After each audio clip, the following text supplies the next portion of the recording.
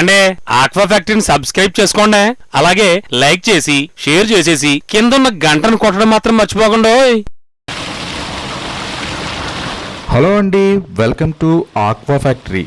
6 చేపల కథ వివరాలను పూర్తిగా వివరంగా తెలుసుకోవాలంటే ఈ వీడియోను స్కిప్ చేయకుండా చూడండి.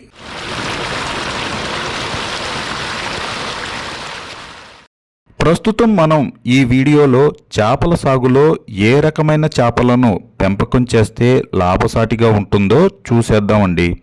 ముఖ్యంగా ఇప్పుడున్న పరిస్థితులలో రోహు, కట్ల, గ్రాస్ కార్ప్, రూప్చంద్, పంగస్, కొరమేను చేపల పెంపకం వల్ల ఆక్వా రైతులు ఎంతో కొంత లాభాలను పొందుతున్నారు. ఈ 6 చేపలలో ఒకటైన రోహు, కట్ల, గ్రాస్ కార్పులను ఒకే చెరువులో సాగు చేసుకోవచ్చు. లాభాల బాటలో ఉన్న ఈ 6 చేపల కథను ఇప్పుడు ఈ వీడియోలో చూద్దాం పదండి.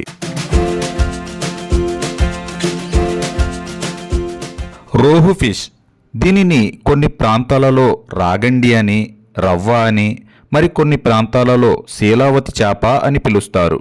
ఈ చేపలను ఎకరానికి 2500 నుండి 3000 వరకు వేసుకుని సాగు చేసుకోవచ్చు.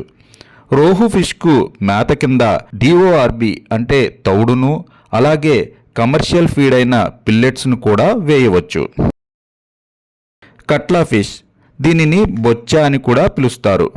ఈ కట్లా చేపలను రోహు ఫిష్తో కలిపి ఎక్కువగా సాగు చేస్తారు. అందువల్ల ఈ చేపలను ఎకరానికి 400 నుండి 500 వరకు వేసుకోవచ్చు.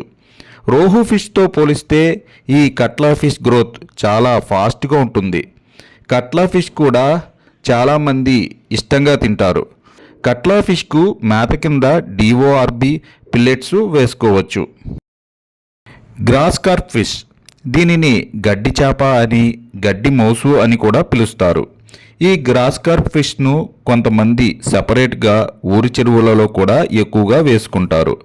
ఆక్వా రైతులు సాగులో అయితే ఈ గడ్డి చేపను రోహు, కట్లా చేపలతో పాటు వేసుకుంటారు. ఈ చేపలను ఎకరానికి 100 వరకు వేసుకోవచ్చు. ఈ చేపలు సహజంగా చెరువులో ఉన్న గడ్డి, నాచును కూడా తినేస్తాయి. అలాగే వీటికి మేత కింద డిఓఆర్బి పిల్లెట్స్ను కూడా ఇవ్వవచ్చు.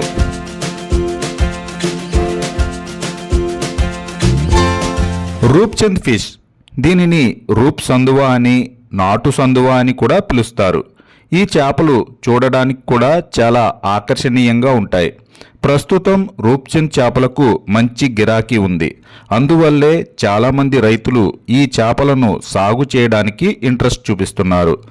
ఈ రూప్చంద్ చేపలను ఎకరానికి 4000 నుండి 4500 వరకు వేసుకుంటారు.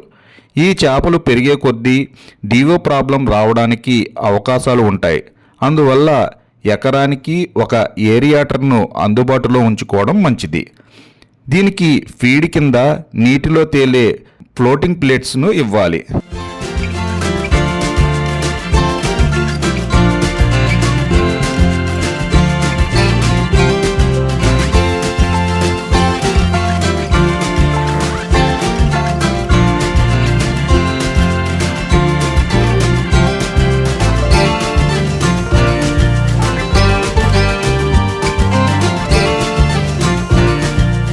పంగాస్ ఫిష్.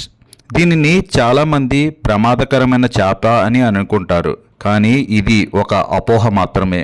కానీ దీని సాగు వల్ల కూడా లాభాలను తీయవచ్చు. పంగస్ ఫిష్ నుంచి వచ్చే ఆయిల్ను తీసి వాటిని మెడికల్కు సంబంధించిన ప్రయోగాలలో కూడా వాడుతున్నారు. పంగస్ చేపలను ఎకరానికి 9000 నుండి 10,000 వరకు వేసుకోవచ్చు.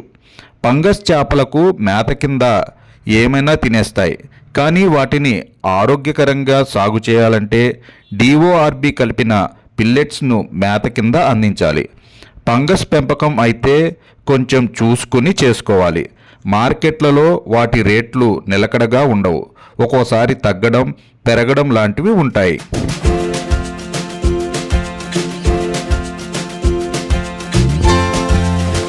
మురేల్ ఫిష్. దీనిని కొరమేను అని, కొర్రమట్ట అని పిలుస్తారు. ప్రస్తుతం కొరమేను చేపల పెంపకం కూడా లాభాల బాటలోనే ఉన్నట్లు తెలుస్తుంది. కొరమేను చేపలను సహజంగానే చాలామంది ఇష్టంగా తింటారు కాబట్టి లోకల్ మార్కెట్లలో కూడా డిమాండ్ బాగానే ఉంటుంది. కొరమేను చేపలను ఎకరానికి 8,000 నుండి 10,000 వరకు వేసుకోవచ్చు. కొరమేను చేపలను వేసుకునేటప్పుడు ఫీడ్ కన్వర్ట్ చేసిన పిల్లలను వేసుకోవడం మంచిది. కొరమేను చేపలకు పిల్లెట్స్ను మేత కింద అందిస్తారు.